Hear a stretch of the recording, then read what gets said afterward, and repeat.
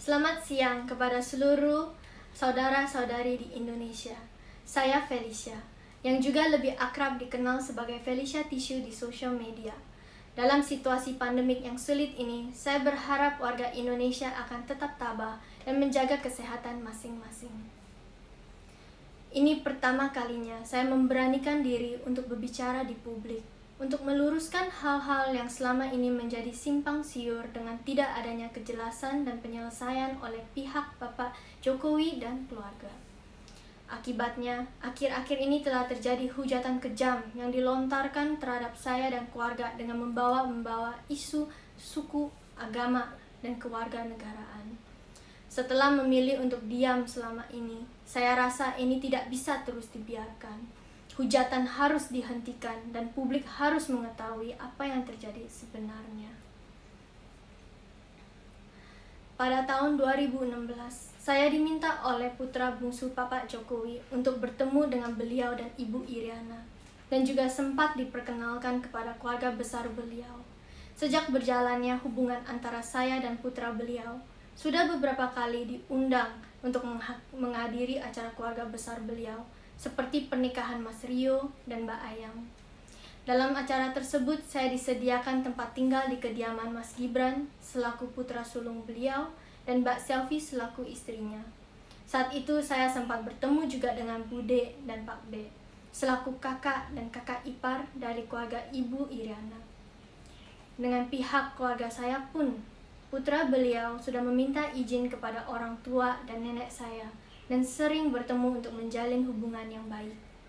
Dengan keakraban tersebut yang dijalin sedemikian waktu, tentunya kehilangan mendadak putra beliau dari kehidupan saya bukanlah hal sepele yang bisa dipertimbangkan dan diperlakukan seperti beberapa hal politik yang sering waktu diabaikan dengan cara mendiam. Tapi masalah saya ini harus diselesaikan secara kekeluargaan. No ifs and no buts. Pada akhir Desember 2021, putra beliau menelpon dan mengatakan secara langsung kepada saya keinginan untuk menikah dan sudah memberitahu kannya kepada Bapak Jokowi. Putra beliau pun sudah meminta restu kepada orang tua saya. 2 minggu kemudian, putra beliau menghilang dan memblokir seluruh kontak seluler. Walaupun saya sangat terpukul, saya mentegarkan diri dan mencari cara untuk mengetahui apa yang sebetulnya terjadi dengan mencoba untuk menghubungi putra beliau dengan berbagai cara dan juga kepada keluarga Bapak Jokowi. Tapi dengan sesatnya, tidak ada satupun yang merespon dan Ibu Riana pun mengganti kontak selulernya. Satu-satunya pembicaraan yaitu dengan Bude yang sempat kaget kepada perilaku putra beliau. Pada waktu itu, saya dianjurkan untuk tidak mengosongkan pikiran dan disampaikan bahwa Bude yang akan coba cari tahu dari keluarga beliau. Namun, setelah 2 hari kemudian, pada saatnya saya WhatsApp kepada Bude, dia pun tidak merespon balik. Alangkah anehnya. Dan yang lebih kejam lagi, putra beliau tetap aktif di sosial media Twitter, tetapi saya diabaikan begitu saja tanpa kabar dari semua pihak keluarga Bapak Jokowi. Namun, dengan demikian saya pun tetap berusaha untuk menulis surat tangan yang dikirim langsung dari Singapura ke Indonesia dengan tujuan kepada Bapak Joko Widodo. Isi surat tersebut meminta untuk hal ini diselesaikan secara kekeluargaan karena dampaknya akan sangat berat bagi saya apabila tidak ada penjelasan dan penyelesaian dari pihak beliau. Sebagai wanita sederhana, saya tidak ingin kehidupan pribadi saya menjadi konsumsi media, apalagi ditambahi oleh hujatan-hujatan yang seharusnya tidak terjadi. Namun, sayangnya surat itu pun tidak direspon. Dengan situasi tersebut, saya tetap memilih untuk diam tanpa memberitakan apapun ke media. Walaupun banyaknya media-media yang coba untuk mencari tahu, saya tetap berharap ada etika yang baik dari pihak keluarga beliau untuk menyelesaikannya secara kekeluargaan. Tetapi di saat putra beliau menghilangkan semua foto-fotonya di halaman Instagramnya, berita mulai muncul. Nenek saya yang sudah berusia 84 tahun menelpon untuk bertanya.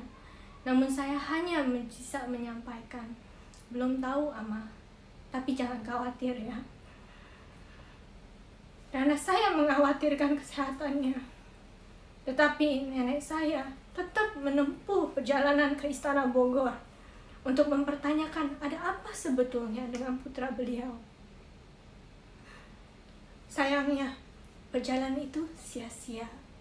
Dinding istana begitu tebal dan tidak ada seorang pun yang menjawab pertanyaan nenek saya. Akhirnya, badai tidak bisa lagi terbendung.